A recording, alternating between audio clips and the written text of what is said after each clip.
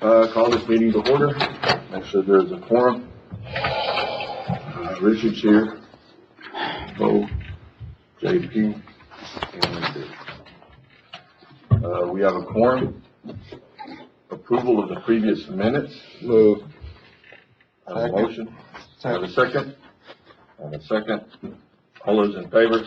Aye. Anybody against? Motion carries 4-0. Item 4.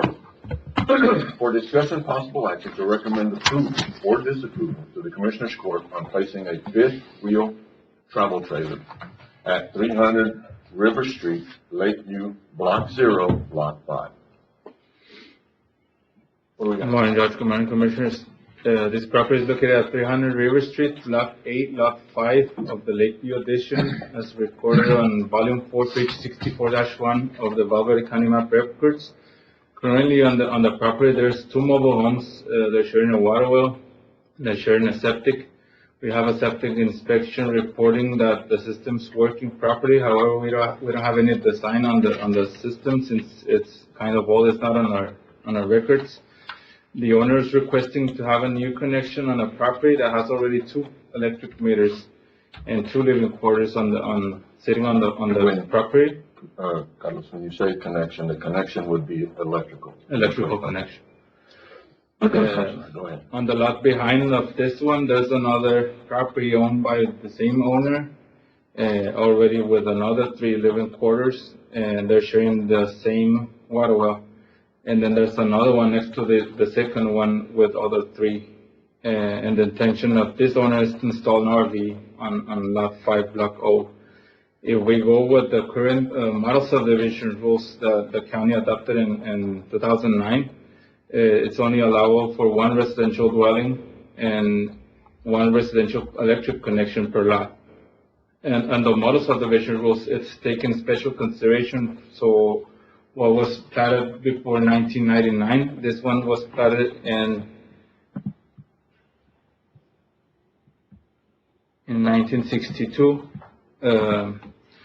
But it will require for new connections to have a certificate of compliance with new plat requirements, and that's where we decided to bring this to your attention. If we go take a look at Amistad Land Use Section 306 for mobile home residential park, is just stating that it needs to be zoned for that purpose. And if we're going to be doing occupancy for recreation vehicles, that should be in compliance with state regulations for mobile home parks, including the fact that they're sharing the water well and that it will be turned into a small public water system. That's all I have for them. And they have it registered as a public water system? I don't believe so. Well, under seven connections, they don't have to. I'm familiar with this unit. Apparently, they had a mobile home there that was mobile home, 2 bedrooms, going to be 180 gallons a day. That RV's over 480 something square feet, I imagine, because it's pretty large. And I think is that the right size for, I think it's 480 feet for travel trailer park or so forth. They had a mobile home there at burn up. Nothing's changed. The meter was there, the sewer line's there, everything's there. In fact, that travel trailer probably looks better than the existing stuff that's around it.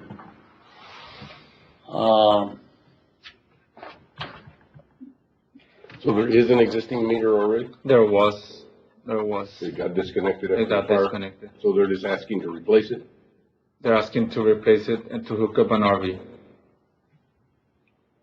But it was already existing? It was already there? It was already there. Yeah. Yeah, there's nothing changed. Just when they disconnected the meter because of the fire, and they reconnected, they needed to get power. The mobile home's already there. I don't believe so. The new one? No, I'm telling you, the mobile home's already there. Oh, okay. The travel trailer. I don't know and it's hooked up to power. Apparently they have power already turned on. Not by us. I don't know that. I don't know, I see lights on over there. So I don't know where they're getting power from. I thought, I was requested to do a septic inspection, which we did a septic inspection, and it took the influent, so the meter could be turned back on. So I was surprised to see this on the list. Has the meter been turned on or not? What was that, sir? Has the meter been turned on? Not by my office. I don't know if they're sharing power. When was the last time you checked on it? Probably In the system, we haven't, there's nothing in the system recently. We didn't send out for power. No, it might be, how long has it been borrowing from another trader there? Yeah, it's been, it was before that freeze we had 2-3 weeks ago. But it's all prior, it's all existing. Yeah, it's, nothing's changed. I mean, in fact, if anything they did, they downsized the water usage for the septic system just by going with the travel trailer's 40 gallons a day is what they're rated. So a 2-bedroom mobile home's 180. I mean, they've downsized, usage just by going with the travel trailer. Would it be grandfathered in?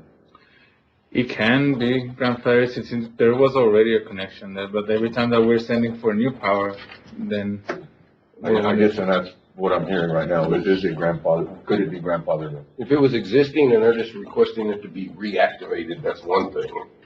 If it's a whole new deal, then that's a whole nother conversation. So in my opinion, if but it's it existing, was disconnected now. No, I understand it was disconnected, but there was one there prior. So, motion to approve. Second. On We're not adding anything different. Right. On item four, I have a motion, Commissioner Nettleton, second, Commissioner Sanchez. Billy, you had part of this, so I guess you're gonna be abstaining from the vote? Because you said you did. the Yes, section. yeah. Okay. All those in favor? All right. We have 3 yes and 1 person, Mr. Whaley abstaining, Commissioner Whaley abstaining. Item 5, for discussion and possible action to recommend approval or disapproval of the Commissioners Court on zoning request to rezone 1256 Linoe Avenue to commercial for the development of a battery storage system. Have we got a letter from Lake Ridge? No, sir, not yet. But good morning, I'm Pietro Gadiano. I'm the project developer representing New Leaf Energy as well as the landowners in this case. We're proposing to develop a battery energy storage system on this property, 6-acre property. Our lease area is 1.4 acres. 0.4 acres of that is just for utility and access easements. So our fenced area is just about half an acre. This does fall within the Lake Ridge Estates. Part of the issue we've been having is making contact with them. So we received from this commission Gary Glick's contact information, made multiple phone calls, multiple emails, were unable to establish contact with them. So then I started reaching out to Thompson Properties, which is the development company that Mr. Glick works for. I was put in touch with Michelle Guerrero, who is the administrative assistant there. She asked for some basic project information, which we shared with her. And upon giving her that information, she let us know that because the landowners had not purchased the property from Thompson directly, that they had no say in this matter. I asked for follow-up information in terms of, can you put me in touch with Mr. Glick? Can you put me in touch with any members of the subdivision that can sort of help us with this request? And we received no feedback from them. At that point, we kind of reached back out to this commission and asked, what are our next steps? And it was recommended that we come here and see what we can do about this zone change. I understand the request is a little bit premature, not having made contact, but we're at a bit of the end of the road in terms of get in touch with the proper authorities. Can you point this out on the map? It's this area. That's correct. And that is next to the power station? It's about half a mile from substation Picacho, which is just south down Linoe Ave. We have proposed stockade screening, so just a semi-transparent wooden fence, as well as reserved areas along Linoe, and I believe it's Indian Springs for vegetative screening. The fence is taller than the battery system, so it'll, it's not an eyesore in any way. The neighbors won't really notice it. It's a quiet system. There's no continuous lighting. There's just a dark sky compliant light that's motion activated for people that enter. But what about if it catches on fire? Yes, sir. The systems are designed both structurally. There are metal barriers that act as insulators within the battery to help mitigate any thermal runaway event. There's also extensive fire prevention measures within the system. There's a chemical suppressant, and they're also remotely monitored down to the cellular level. So each individual cell of the battery is constantly monitored by a computer system, which ties directly to a person. If there's any change in pressure, and that's really your biggest issue, is as the gaseous pressure starts to build, it shuts off the system immediately. Where's the nearest water well there? I don't know where the nearest water well is. They have some fire hydrants, but they're limited, I guess. The fire hydrants that are there are gonna be in the same position as the fire hydrants that we have in Escondido. If you go to hook up to them with a fire truck, you're gonna suck the fire hydrant plumb out of the ground. It won't be in the water. What are we requesting here? They're requesting, so on September 18, 2023. Are we requesting the zone to commercial Mhm. or industrial? They're requesting to zone to commercial for the Is matter. this considered industrial or commercial? It will be industrial, but we don't have that category in. And if I recall correctly, industrial is not allowed in Amistad zoning. And I agree with the road you're going down. And at the end of the day, whatever recommendation, it would just be a recommendation from this body, and it would have to go to Commissioner's Court. But This is a highly residential area. There is a lot of new homes being built. There's a lot of stuff going on. I don't know that this fits into that usage for those lands. That's me personally. I have my reservations about battery storage in residential areas. This is not the first one that's come before Commissioner's Court.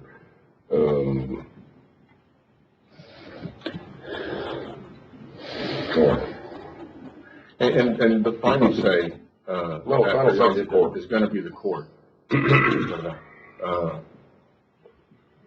And whatever recommendation or non-recommendation that this board gives, I think we put it on the agenda for next week. We're gonna have a public hearing after this recommendation, and then, so it's gonna be shooting for the following one. My motion is gonna be to deny. Say again, please. My motion is to deny.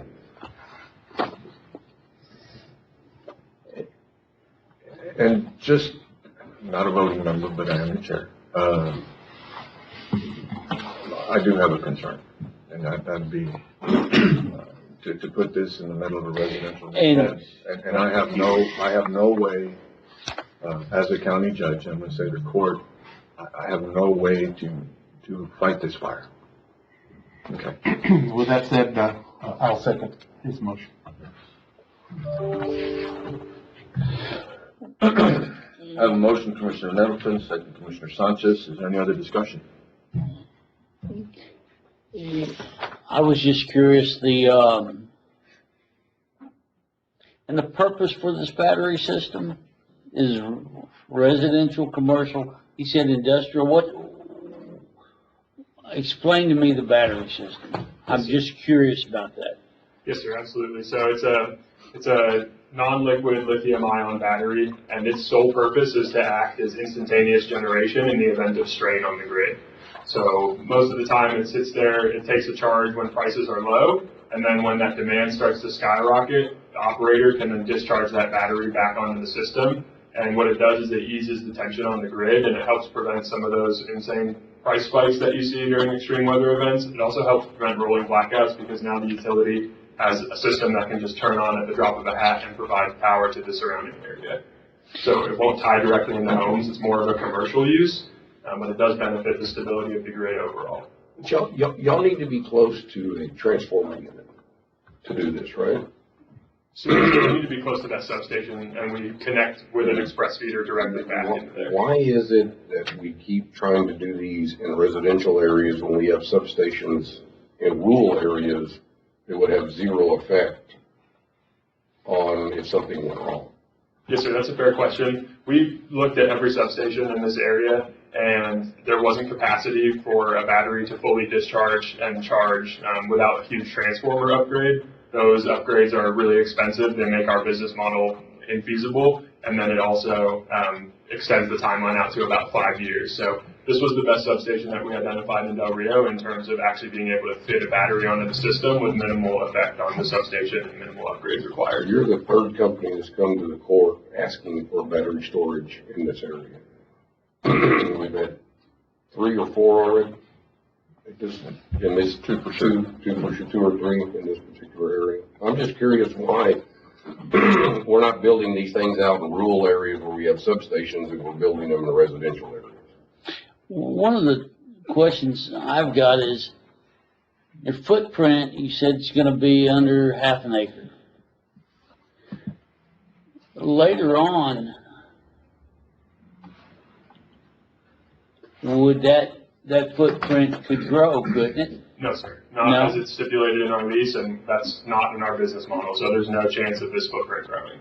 Are you leasing this or are you buying this property? We're leasing it. And again, if it was, the idea, in my opinion, behind the battery storage facility is a good idea. I just personally don't like it there. Yeah, I wouldn't mind if y'all go build it, one of these stations out in the middle of nowhere, but in a residential area, it concerns me. Any other discussion? No. I have a motion. Commissioner Nelson, second, Commissioner Sanchez. All those in favor? Aye. Anybody against? Motion carries 4-0. Item 6, we will, since this is a recommendation, we will make sure it goes before Commissioners Court. You're notified. And there will be a public hearing on it. Yeah. It's not over. No. I'm here for it, sir. I appreciate the time. Item 6, for discussion, possible action to recommend, to approve, or approval or disapproval of the Commissioners Court on abandoning portion of the north terminus, I hope I said that right, of San Pedro Drive as shown on plat of record, San Pedro Canyon Estates, Area A, page 3 of the Valverde County Maps of Records, inside property ID 13654. Done. We received a request by the owner and Amistad Consulting Services to abandon the north terminus of San Pedro Drive. We have it on a county road as a county road, and on the plat of record is showing this area. However, if you read the road dedication deed on volume 343, page 384 of the Valverde County Deed Records, is just stating for a little cul-de-sac around this area and not the whole. The limits of the subdivision, they're here, and those are on numbered lots. We reach out to National Park Service, and this is what we have on the county road lot. So it's showing for a county road all the way to the lake pretty much. On the plat dedication is just showing up to here. And we received an email from National Park Service saying that they don't use that portion of the road, and it has never been used for them. The road is not open. It's never been open. I'm not even sure how it got on the road log to start with, but it serves no purpose to the county whatsoever. My motion is to abandon it and take it to Commissioner's Court for full abandonment. And go ahead. You second. Yeah. I have a motion, Commissioner Nettleton, second, Commissioner Whaley. And at the end of the day, the plat is at the end of it anyway. Yeah. I'm not sure how it wound up on the list, to be honest with you, when the plat ended it at the end of the subdivision. Any other discussion? I have a motion, Commissioner Nettleton, second, Commissioner Whaley. All those in favor? Aye. Anybody against? Motion carries 4-0. Item 7, Commissioner's comments. Is there any? Item 8, I'll entertain a motion to adjourn. No. City of Del Rio, or John Sheedy, City Manager. Second.